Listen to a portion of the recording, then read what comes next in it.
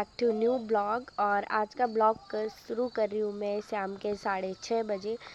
अभी शाम हो चुकी है और क्योंकि आज मौसम थोड़ा अच्छा नहीं है, हल्की हल्की बारिश हो रही है।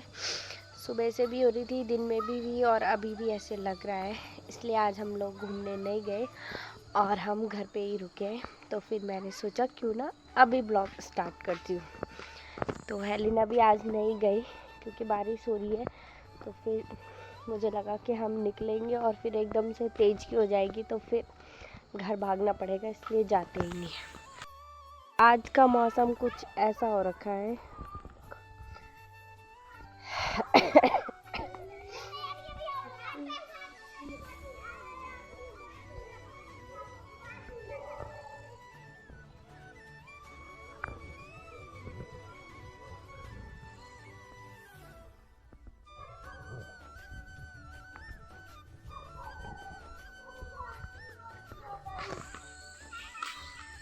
नहीं हो रही है,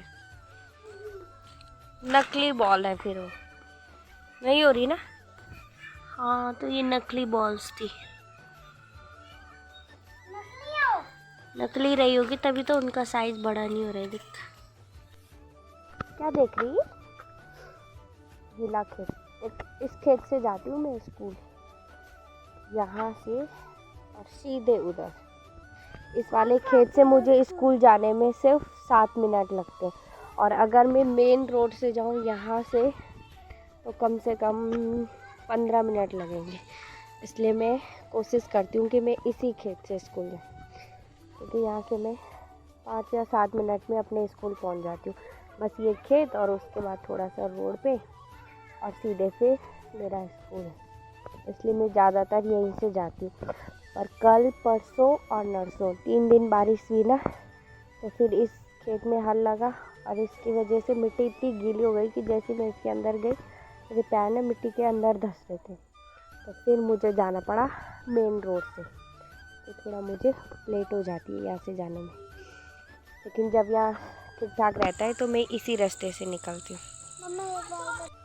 यहाँ पे हो चुकी है रात के डिनर की तैयारी और आज के डिनर में कुछ स्पेशल है और ये स्पेशल है हेलिना की स्पेशल डिमांड पे, क्योंकि आज उसकी जिद है कि उसे आज मैगी, चाउमीन, पास्ता, मैक्रोनी इस सब में से कुछ ना कुछ एक डिश चाहिए। तो इसलिए दादा ने उसके लिए ये करा और आज मेरा भी मन कर रहा है क्योंकि मेरी तबीयत ठीक नहीं है, जुकाम बुखार चल रहा है। तो फिर मेरा भी मन कर रहा था कि कुछ स्पाइसी मिले, चटपटा सा। तो फिर मैंने भी पापा से कहा प्लीज़ आज कुछ स्पेशल और चटपटा बनाओ। और यहाँ पे फेंकून चुकी हूँ रात के लिए आटा, क्योंकि अभी मैं जाऊँगी 1 घंटा घूमने।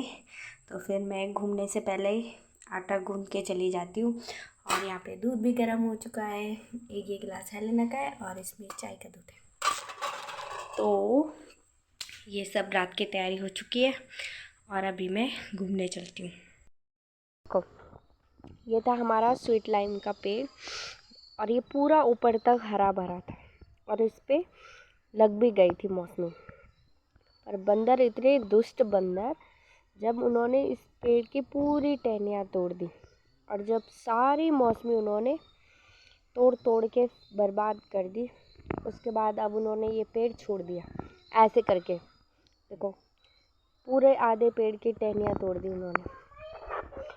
और हाँ, कम से कम इस पे 20-25 मौसमी लगी थी और हम लोगों को एक भी खाने को नहीं मिली, जबकि मैंने अपनी तरफ से इतना ट्राई करा था और मुझे लगा था कि इस बार हम टेस्ट कर ही लेंगे, पर फिर भी नहीं कर पाए। हम दुष्ट बंदर हमें कुछ भी नहीं खाने पीने देते। हाँ, वो तो छोड़ रखे उन्होंने, लग नहीं रखे। इतने दुष्ट है ये बंदर। सबसे जो उनकी अजीब बात है वो ये है कि वो रात को भी इन्हीं पेड़ों पे रहते और सुबह भी वो इन्हीं पेड़ों पे मिलेंगे हमें। उनकी रात भी हमारे ही बगीचे में होती है और सुबह भी। वो यहाँ ज़्यादातर वो इसलिए भी रहते हैं क्योंकि हमारे घर के आगे, पीछे, दाएं 3 साइड में तो बगीचा ही बगीचा है। ऐसे में भी है, ऐसे में भी है और फिर ऐसे में भी। इस वजह से वो पेड़ों की वजह से भी इधर ही रहते। पर अब तो इन पे कुछ खाने के लिए भी नहीं है, फिर भी वो ज़बरदस्ती दुष्ट जनों के जैसे यहीं चिपके रहते, कहीं नहीं जाते इधर से, कहीं भी नहीं जाते। मैं कितनी बार उनको बोलती हूँ आगे जाओ, आगे इतना कुछ मिलेगा खाने को, पर दुष्ट इतने कि यहाँ से हिलेंगे भी नहीं। नालायक, निठल्ले, निकम्मे बंदर। तो अभी पता है बंदर इस वाले पेड़ पे, इस पेड़ पे झूल रहे हो, ये देखो।